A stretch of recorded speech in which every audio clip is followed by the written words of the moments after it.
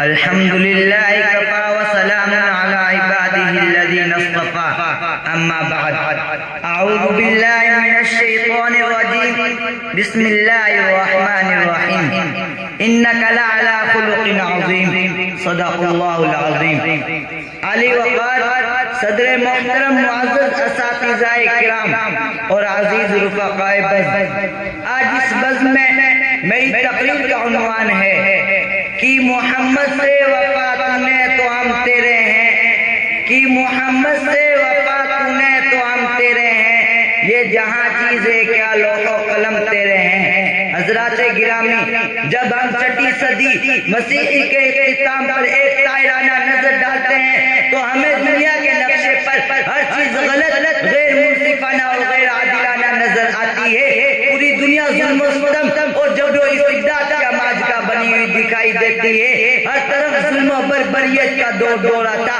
فتنہ و فساد کے شرار من انسانیت کو خاکستر کر رہے تھے. جو رستم کے شعلے نقلستان محبت کو بسم کر رہے تھے. قتل و غارت گیری اور ظلم و استبداد کے ماحول میں اخلاق و کردار اور عدل و انصاف کا تصور بھی گناہ بن گیا تھا، جس کا نقشہ شاعر نے اس طرح کھینچا ہے: بدی کا زور تھا، آرزو جہالت کی گتائیں تھی، فساد و ظلم کی پھیلی چاروں طرف ہوائیں تھی. ذرا سی بات پر تلوار چل جاتی تھی آپس میں تو پھر جنگ آتی نہ تھی دو چار کے بس میں. اگر لڑکی کی پیدائش کا گھر میں ذکر سن لیتے تو اس معصوم کو زندہ زمین میں دفن کر دیتے. غرض جو بھی برائی تھی سب ان میں پائی جاتی تھی، نہ تھی شرم و حیا، آنکھوں میں گھر گھر بے حیائی تھی. مگر اللہ نے جب ان پر اپنا رحم فرمایا تو عبداللہ کے گھر میں خدا کا لاڈلا آیا.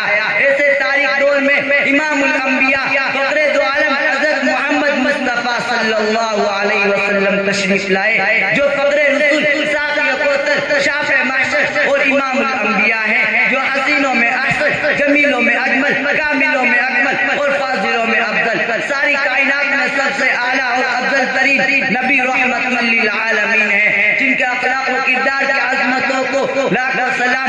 جو بدر الدجا، شمس الضحیٰ، کالی کملی والے پیغمبر آخر الزمان حضرت محمد مصطفیٰ صلی اللہ علیہ وسلم ہیں. وآخر دعوانا ان الحمد للہ رب العالمین.